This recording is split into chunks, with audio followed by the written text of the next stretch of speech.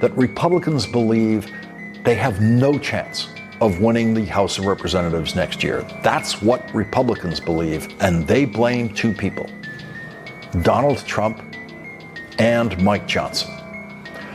Quote, a few other GOP members messaged us over the weekend saying that they too are considering retiring in the middle of the term.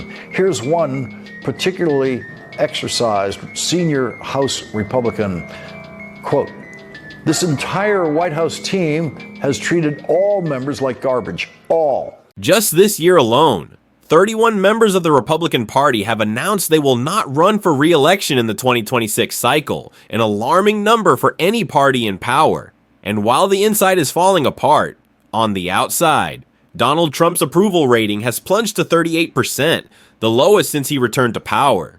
These numbers don't just signal weakness, they mark the moment MAGA enters a phase of real collapse. Many members of the Republican Party describe the work environment as the worst of the term.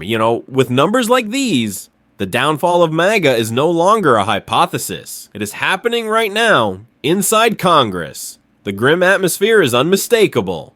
Many Republicans who once believed sticking with Trump would help them keep their seats are now thinking the opposite. The closer they stand to him, the higher the risk of losing. A series of leaked internal messages shows several lawmakers considering resigning before their term ends. They've lost morale, see no future ahead, and most importantly, they no longer believe the majority in the House can be preserved. Politically, this weakening stems from a major shift. Trump's internal threat power no longer works. For years, the fear of being hit by Trump in primary elections forced lawmakers into obedience. But now, that model has collapsed. The interesting part is that while the competent members look for ways to exit, the ones remaining closest to Trump are those blindly loyal but severely lacking in ability. This is the great paradox of the movement. To achieve absolute obedience, Trump relies on individuals willing to abandon credibility and expertise just to please him. But such people rarely possess the capability to actually govern or handle legal matters. As a result, they become liabilities rather than assets. One striking example is the case of a senior Trump attorney who was officially disqualified by a federal court. Not only were they removed from a case, they were forced to resign from their federal prosecutor position due to lack of professional qualifications. This was a direct blow to Trump's already chaotic legal team. But more importantly, Trump still favored them, not because of competence, but because of absolute loyalty. That choice is exactly what makes the system increasingly unstable. MAGA is now divided into two camps. The first consists of people with at least some experience and understanding of politics, while they see the full picture. A movement losing legitimacy, a leader growing weaker, and a disastrous future if the current path continues. The second camp is the group of unconditional loyalists, low skill, high enthusiasm. They defend Trump with weak arguments, flawed legal maneuvers, and shocking statements, all of which only make the movement more chaotic. When the capable leave and the incapable stay happen at the same time, collapse becomes inevitable. Any political machine needs competence, strategy, and coordination to survive. Trump's machine now lacks all three. Trump's personal factors deepen the crisis. Age and declining focus make it harder for him to maintain control. Meetings, decisions, and strategies are increasingly driven by emotion rather than logic. A leader driven by impulse can stir up waves, but cannot sustain a complex political movement like MAGA in the long run. Meanwhile, Trump's public image has been severely eroded, his lack of seriousness, from selling perfume to selling merch to posting childish mockery clips, no longer comes off as humorous, but instead a burden in the eyes of independent voters. These antics make many feel the movement has devolved into entertainment rather than a credible political force. In this context, the biggest question arises: can Trumpism exist without Trump? The answer leans heavily toward no. Trumpism was built like a political religion centered on one man. It is not an ideology or a political philosophy. It is pure personal worship. And when the central figure weakens, the entire structure trembles. no one trying to become a successor version has the ability to unify the movement.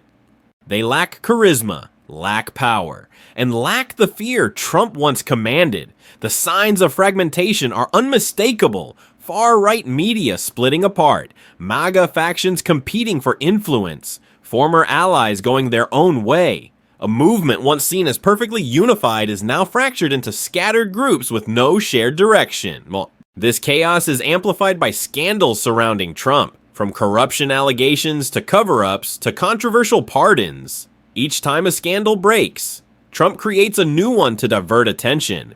But the tactic is losing effectiveness. The more scandals pile up, the more his image deteriorates. A closer look reveals that this collapse is not just political fallout. It is the natural end of a movement built on unstable foundations. When a political movement centers entirely on one individual, ignoring institutional strength, sustainability, and basic political norms, collapse becomes inevitable once that individual weakens. And Trump, in recent years, has shown every sign of irreversible decline. The issue isn't just age or fatigue. The deeper problem is that he can no longer create the feeling of being irreplaceable.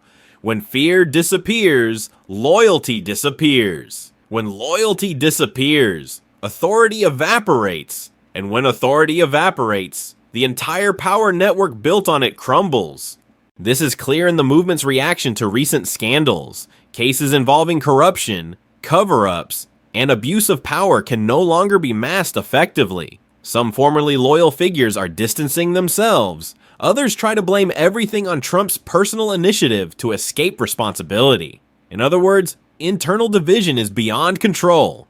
The movement is now left with only blind loyalists with low capability and the silent resignation of those afraid of being dragged down with him. Even more concerning is the sharp divide between the movement's political elite and its media social layer.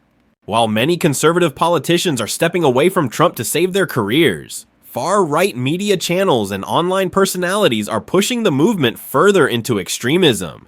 This gap makes MAGA no longer a unified entity, but a loose network of interest groups, each pursuing its own version of Trumpism, often in direct conflict with others. All of this happens as Trump increasingly loses control of his messaging, his impulsive remarks, insulting social media posts, and obsession with personal feuds have transformed his image from a strong leader into an adult acting like a child. Selling perfume for laughs, selling hats, selling clothes, turning politics into a merch store. All of it has made members of his own movement question whether they're supporting a politician or an entertainer hustling his fan base. But the most dangerous part of the collapse isn't the merch, it's the institutional crisis left behind. For years, Trump and his most loyal followers have attacked independent institutions, the rule of law, those experts, the press, and even national security agencies. These attacks not only weakened the government's normal functioning, but spread deep mistrust across society. When a large portion of the population believes the entire system is rigged, while that claim is used to consolidate one man's power, democracy becomes more fragile than ever.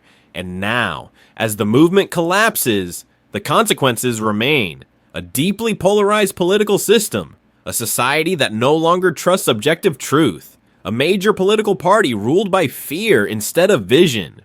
The breakdown is not confined to MAGA. It drags the surrounding political ecosystem with it. Meanwhile, the upcoming midterm elections are creating intense pressure for the Republican Party.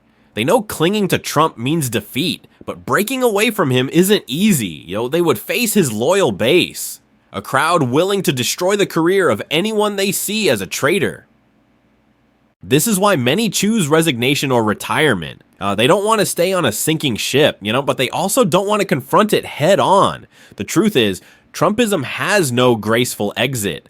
It has no succession structure, no ideological framework to inherit, no pathway for power transfer. It runs on one formula: provoke conflict, almost spark outrage, assign blame, draw attention, repeat.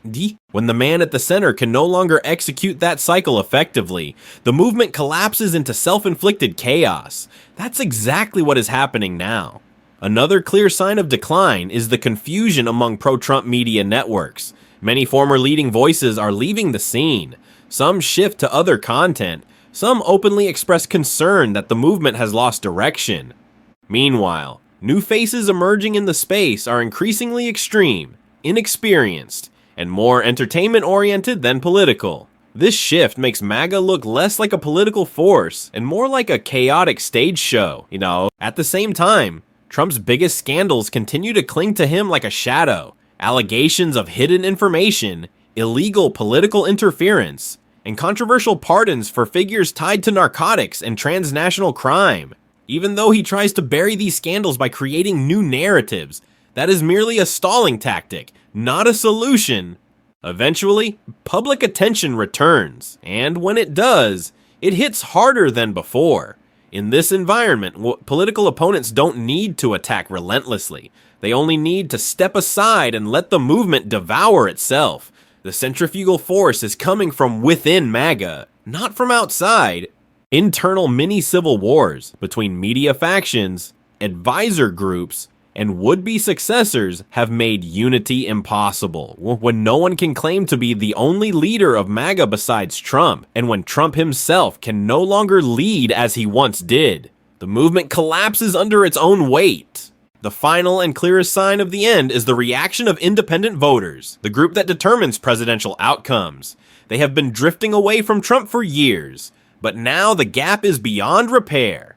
Extreme behavior, uncontrolled statements, and stacked legal scandals have destroyed his leadership image.